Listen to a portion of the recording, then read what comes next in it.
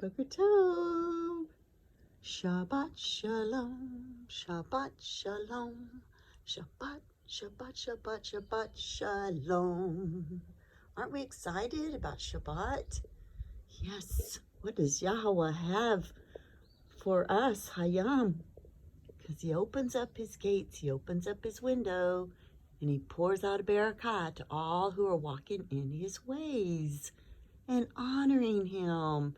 And a Shabbat rest to give him all esteem, praise, and honor.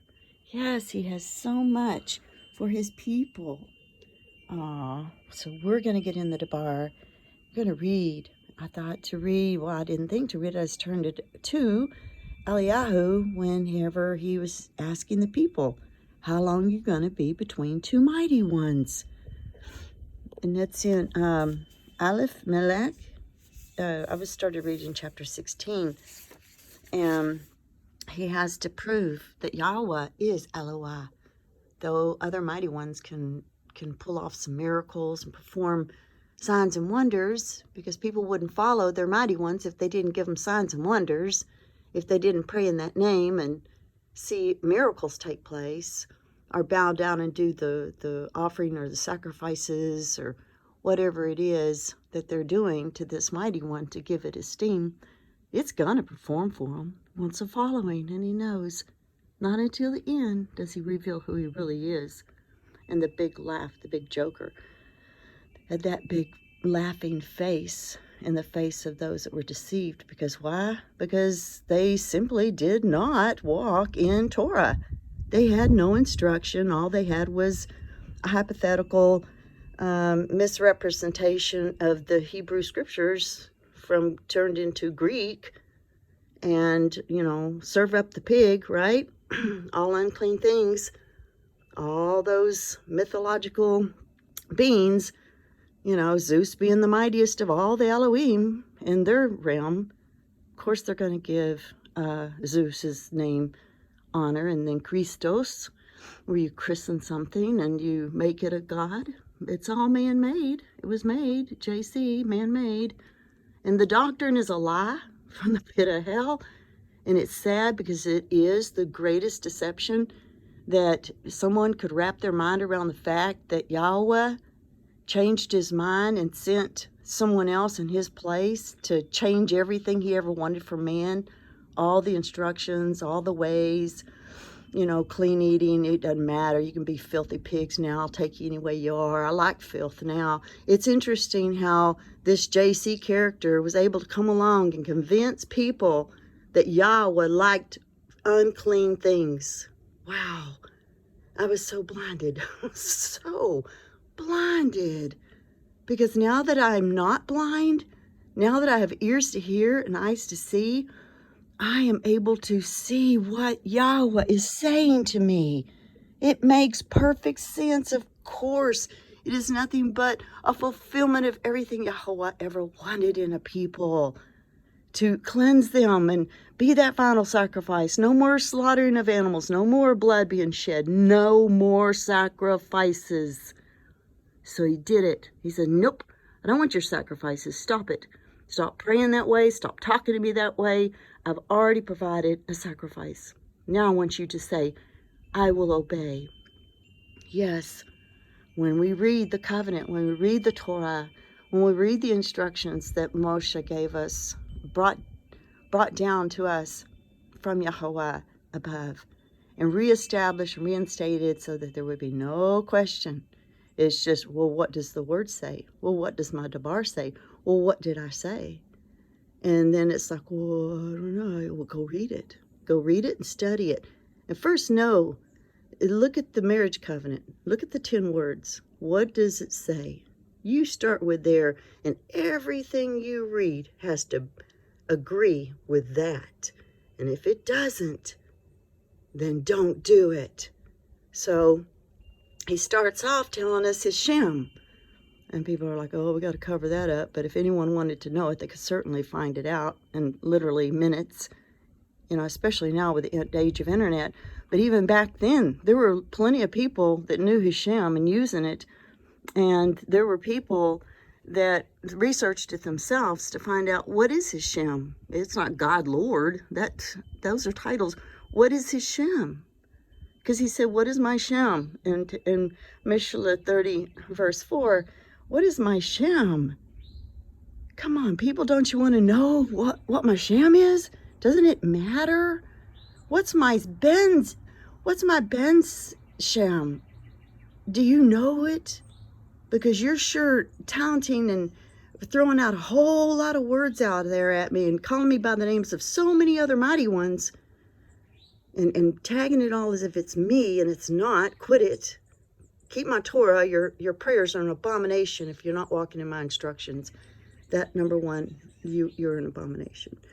But number two, you got to have the right message. You got to know why he sent his pen.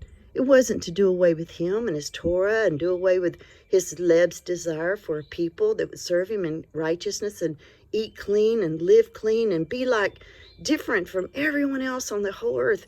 No one else keeps Shabbats. No one else keeps those feasts. No one else has the Abram language where they use it to speak clean and pure to Yahweh with his own language, by his own desire. Not babble, blah, blah, blah, and all these other mingled languages that are so mixed up, and it's just total babble. Babble means confusion. And if English isn't a language of confusion, I don't know what it is, because it's a mosh posh of every language out there practically in some form, but not really. Just mostly it's Italian and Greco and Romanized, and it does have some Hebrew in it, and all this Latin stuff. It's just a mess. But anyway, getting back to the fact that we're not supposed to be between two mighty ones. So Yahweh says, my Shem is Yahweh, Yahweh. We can study about what all his Shem means and all the ways he spoke and said, this is me, Nam Yahweh. And we can find out about him. Okay, so once we know that, he says, don't call me anything else. Don't call me by the name of another Al. And we know that Gadriel is the one that in Chanukh 69, like verse 6 or something, he says, I'm the one that deceived Hua in the garden, and Adam got them all to sin. My name is Gadriel. You hear that word God in there, and it's not in there as a root word for nothing. The root words mean something. And we like to justify so we can take all the excuses we can muster up to stay and do what we're doing. So we have the pride to say we're not going to humble ourselves and start over. We're too old. We can't do that. What? My grandma did it. My grandma's grandma. My dad's dad. So we stick to our religions that we inherited. They worked all right. It was good enough for Grandma, so it's good enough for me. Why should I change it? And then you justify it. But there's no justification to error. Truth always releases you. Number one, first thing it releases you is from judgment. There is no judgment, no condemnation to those who walk after the Amat Ruach Yahweh, the true Ruach of Yahweh, who's our instructor, who we received when we took the cleansing of the dam of the lamb, Yahweh's lamb, and we take that blood and we get clean.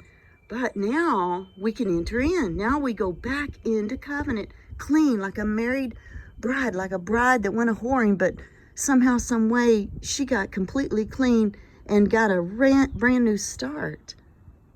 Got a brand new start because YHWH died. He went to the grave and resurrected a new, he came forth so that a new covenant could come forth with his coming forth and taking the keys and establishing the reign of Yahweh again, reestablished it so that his people could worship him and go and worship him on that mountain, go and worship him in the truth and seek and search for him. And the more you seek, the more you find. It's amazing. You're like, how did I come across this? Wow. And that's what my journey's been ever since I denounced the false religion of the JC thing, coming and the doctrine, the God spell, the luck, fortune, deity spell. It spelled everyone because, wow, we like our miracles. We like our luck. That's our luck. Look at my miracle. I prayed and it came back alive. I prayed and it was healed. There's my miracle, my luck. Oh, God, Lord, Master, Bell, you're my master. We serve you for your miracles. We serve you not because we're in obedience to you, but we like being sweet and kind. Everyone wants, now, come on now. Jesus don't like ugly. So everyone needs to be nice. But you should look up the etymology of the word nice, because the etymology of the word nice means stupid. So everyone needs to be stupid to the truth and just serve the way you're being told from these big mouth frogs that sit behind the pulpit, these unclean men and women that proclaim a lie. No more Torah. He said if anyone comes, even Amalek comes and proclaims no more Torah, let him be accursed and call him a liar, because he'll never do away with his Torah. His ways will never change. He's the same yesterday, this yom, and forever. He said, I don't change. Keep my commandments. Read my Torah like an Amma who instructs you in the ways to go, so you can confidently walk in my ways, and you can boldly stand in the face of every liar that says there's no more Torah. You can say, oh, you are a liar. Yahweh rebuke you, spreading such false doctrine in the ears of so many people, Mr. Billy Graham, Mr. all great famous men and women that like to get on stage with all the limelights and get on TV and get the crowds coming. Come on, so I can lie to you all and flatter you with a lying tongue and say, you don't have to do nothing. All you got to do is believe. All you got to do is take the blood of Jesus and you're done. That's it. You just got to believe you don't need Torah. You got to believe you don't have to do anything. No works, no nothing. You got to believe that this incredible lie that you no longer worship on Shabbat, but you worship on the Sunday. Both of those words are pagan deity names. Sun, the sun deity Ra, and day is another one. And here we go. Okay, so we're changing everything, right? But Yahweh said, I don't change. Oh, but man stands up and says, well, we got the New Testament. This man died and left us a will. Let's talk about the new way. We don't have to keep Torah. Let's all stub our nose at that. Snub our nose. And once someone actually said, I don't even look at Torah. Torah killed my Jesus. Well, yeah, well, that's because your Jesus isn't the Debar. Your Jesus is not the Torah. He's another one, and you mighty right, Torah will judge that one. And by the Debar will he be judged and found an anti-Moshiach, one who proclaimed a lie, no Torah, the lawless one. But there are many lawless ones. It just seems that JC is the one. He's a deity, Zeus, hail Zeus, right? So I hate to even say that, but it is what it is. We got to walk in Torah. We got to walk according to Yahweh's ways, even though you don't probably know a whole lot about him. You can certainly find out about him. And you can know his Shem. You can call him by the nature and character, what he's renowned for, and that's what his Shem says. And behold, now behold. And he proclaims he is the way.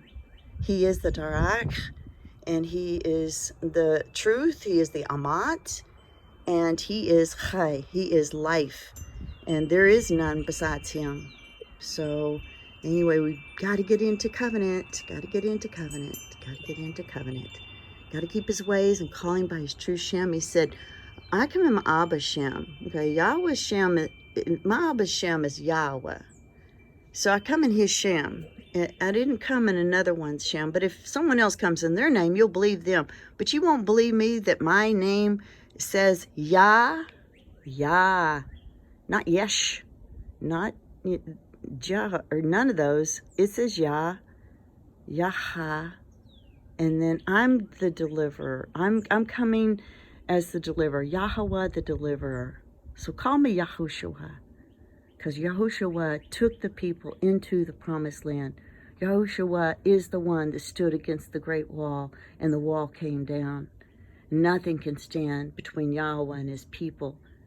You can't prevent them from joining together, and Yahweh has sent ones to come forth and represent him to the final end, which Yahushua finished it. He finished it. So we have been redeemed. The guile is Yahushua.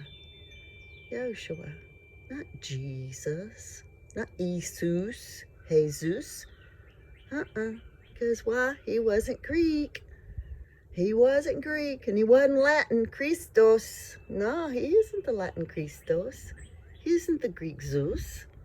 No, he's Hebrew. He's Abram. He's an Aber people. Hallelujah. And his name is Abraham. Language, the language of the Hebrew, the ones that left behind the land of their forefathers and all the inherited stuff they would have gotten on in this world, and they transversed and they went out and they followed the Shem wherever he leads, the shepherd, and they're going into the promised land. Yahushua has done this. No Greek mighty one, no Latin mighty one. All those demon devils caused the whole world to sin and call on the names of other mighty ones. And in Yahweh's face, declaring, I'm yours and I'm lawless. I'm yours. And I'm going to call you by this name and that name, but I'm righteous. And he's like, that is not righteousness. Righteousness is walking in the ways of Yahweh. Righteousness is looking like him, thinking like him, talking like him, walking like him, to desire the things he desires and despise the things he despises. You got to have a lab like him. You can't change him. You can't change Yahweh's lab. You can't change his mind. He was established from the beginning, before he even created man or the Arats or the Shamayim. He already knew what he wanted. He already knew who he was, who he is. And he made a people to be as he is, so that they can inherit all that he has. How amazing. But we don't have to comply with these lies. Matter of fact, we have to get out of them. We have to know why we do what we do and do it with all our lab. We have to live on purpose for his purpose. What is his purpose? Find out. That's what you got to do. You got to find out, what is his purpose? Why did he send his Ben? It wasn't to create something new. It was to bring back something that always has been. To reestablish, to marry back a bride that he divorced. He divorced YHWH. He divorced her and said, send your babies out. You have no means of taking care of them now. You're a widow. But then he came back for her. He didn't forget her. He didn't forget his children either. And he came back. He's come back. He said, come back. Everyone that wants me, whoever stands on the side of my ways, my Torah, my instructions, my festivals, my celebrations, the things that I have, whoever wants to participate can. But you're going to do it the way I say, because if you don't, then you're bringing devils into the party. You're bringing things that aren't of me. You're bringing attitudes and ways of serving me that the other mighty ones established and taught people to do. I didn't teach you that. I told you, don't learn their ways. Don't learn how they worship their mighty ones. And don't find the stupid excuses that they give you to celebrate their holidays. Their holly, the magic, the broadcasting of spells into the minds of people, and everyone going under mind control. Now you entangled yourself in the yoke of bondage where Yahweh came to release you. And once he releases you, don't be fooled. Don't learn their ways, and don't even look at them. Ugh, Turn your back on Christmas. Ugh. Turn your back on Ishtar Day, Easter eggs, and all the goofy, ridiculous, and the maypole, and turn your back on that stuff, people. Just turn your back on it. Don't celebrate the times that the world celebrates, because the world is enmity with Yahweh. So don't ahab the world. Don't find pleasure in the things of the world. No, don't do it, because you are bringing to Yahweh stuff that is unclean, and you're calling it clean, and you're saying, oh, I worship you as I hang this tree and these tinsels and these balls. Oh, it's Jesus' birthday. Happy birthday to you. Yeah. Well, who is this Jesus?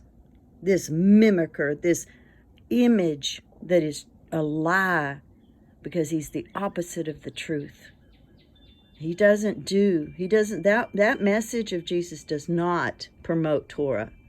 Now, you can try to finagle that name once you go into Torah. You say, wait, I should be keeping Shabbat, not Sunday. What's going on here? I'm all mixed up. How'd I get all mixed up? Well, you've been following the Catholic Church. You've been following Rome. You've been following Greeks. Yeah, you've been following the ways of the fallen ones, and calling on the names of the Nephilim, mighty ones who literally have bones in the grave. And you just keep them resurrected. You keep their spirits fresh and alive so that they can suck on things that they shouldn't, and take all the,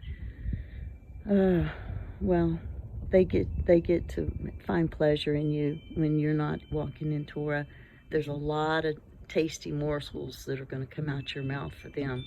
You're going to, number one, you're going to call their names. You're going to keep calling their names.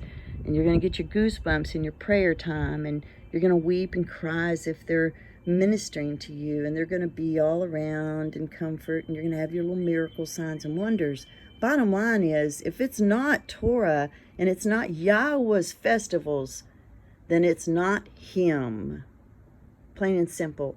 It really, really doesn't take much of a brain to think that way. If you could shut the big mouth frogs that are standing in the pulpits proclaiming the opposite, the enemies of righteousness, the enemies of truth, because they get you into hell. Come one, come all. All like sheep, like lemons to the slaughter, like sheep to the slaughter, like lemons to the sea. I said that backwards, but yeah, so there you go.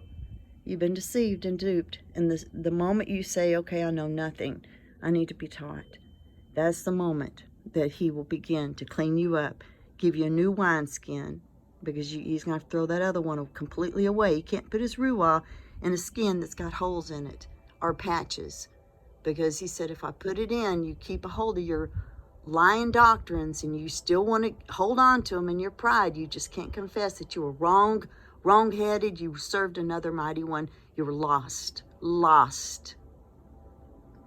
If you can't handle that, because of your miracles and all your testimonies, if every time I prayed, he comforted me, I felt the warm blanket of love all over me when I'd say those words. Well, you better get the right one right, because there's one that comes as a Malach of light, and his ministers are as Yahweh's ministers of righteousness. It's a mirror image, but it is a facade.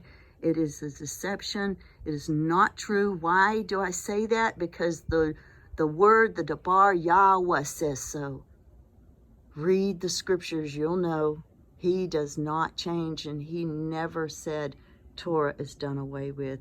And if he didn't say it, how are we saying it?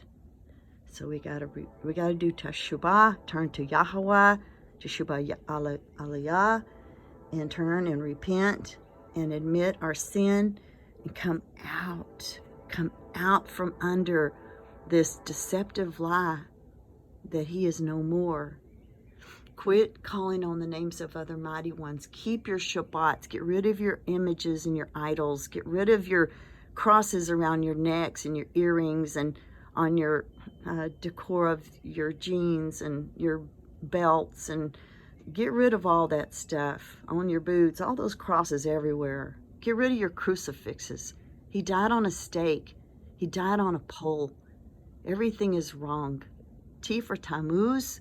What? Is that why you're wearing the T? Because you really serve Tammuz? Nimrod's son was Semiramis, his Amma that he laid with, and well, he was dead. I don't know how that all worked, but anyway, Tammuz, the one that the pig killed and gorged. That's why you eat pork, ham on Easter, because he resurrected. Tammuz resurrected, and that's the little baby in the manger.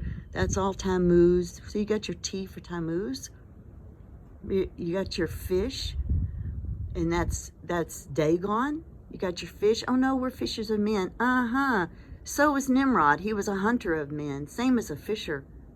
Yeah, and he's the one that was the Dagon, half man, half fish, hybrid, intermingling of DNAs and changing of the sorts. And Abba said, don't do that. Don't mingle. Don't mix. That's why you need Torah, to know how not to live and how to live. How you just gonna wing it because someone told you? Oh, I go by the oral laws, like the indigenous Lakotas and stuff. Oh, I go by the oral laws. I don't listen, I don't read, I don't trust what I read, but I do trust what someone tells me from ear to ear, from generation to generation. Oh, they would never change. They would never have their own prideful, manliness come up in them and give me something that's not quite the truth, something that's been twisted, something that's been interpreted by their own dreams and lying visions and their own imaginations and what their own mighty ones are giving them. They'll spread that like it's the truth. How do you know the truth? Oh, because of the miracles. I know it's the truth because of the miracles. Oh, and if you don't think that every religion doesn't have their miracles, you're not the only one. Just because you serve a certain way and you call a certain way and you do a certain thing, and then you get miracles, you think, oh, there it is. It's the truth. It's the truth. It's got to be the truth. I got miracles. Yeah. Miracles happen to every religion. Even Satanists have their miracles, or they wouldn't be Satanists. Everyone serves their mighty ones for the miracles that they perform and the things that they do for them in the supernatural that couldn't have been done otherwise. And you think, well, every Tob and great gift comes from Yahweh above. It does. It does. The Tob ones. But there's a lot of lying, deceiving ones. They're not Tob. If they're keeping you apart from Yahweh and keeping you confident in your lie, then that's not a Tob gift. It'd be better that mighty one didn't answer you and that the truth showed up and that you received the truth. But he says he shows up and you reject him, and then another shows up and you receive him. We like our lies. We don't like to feel like we have one that says, keep my ways, keep my instructions. We don't want anyone to say, do it this way, do it that way. We want to do it our way, according to, that's not my interpretation. Well, that's not the way I interpret it. Well, there's one interpretation, there's one who interprets, and that's the Ruah Yahweh. He's the one that interprets his word. It's his word. He'll tell you what it means. But you have to look at it through his eyes, through his language, and the Hebrew alphabet.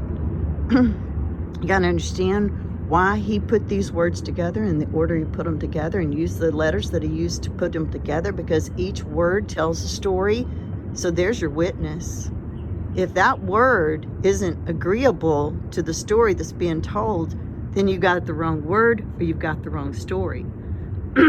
It's got to have an agreement, because his debar is what he speaks forth, what he spoke forth in the beginning, and what wasn't became. He speaks his debar, speaks into darkness, his words of truth and light, and the frequency and the power of the word, what he said in one word, bam, you get it. You get the whole thing. It manifests. It comes to pass because you spoke a clean word.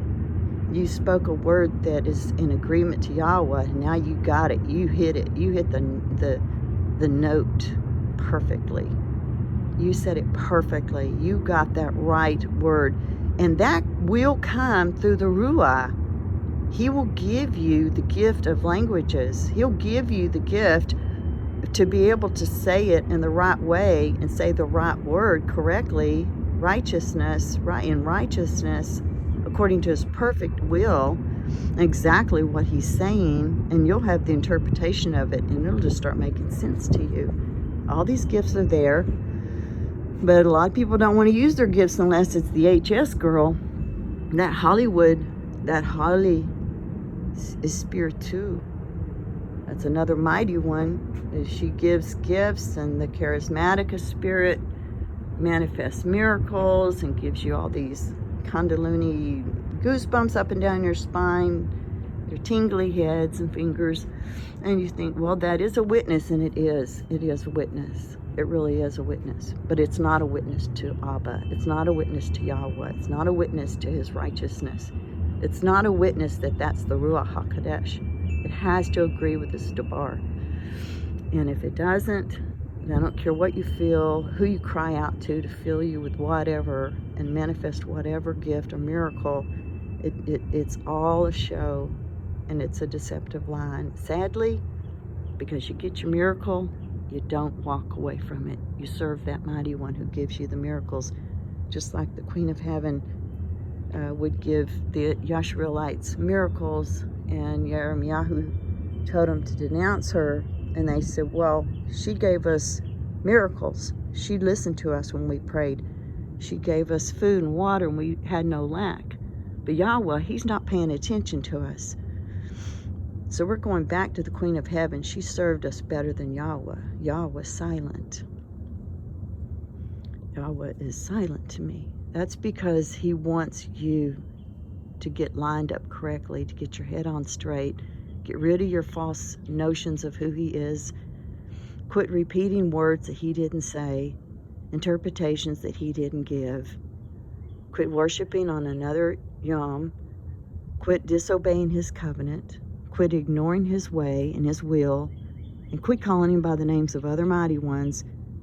Quit intermingling your lying stuff that you call righteous is unrighteous to him. All your Babylonian ways, come out from amongst her, get clean, because you're going to drink of the cup of his wrath. You're going to drink the dregs, because you're drinking from the cup of a whore, a harlot, one that is not right, the one that rides the beast. That's why he said, don't even have the world system.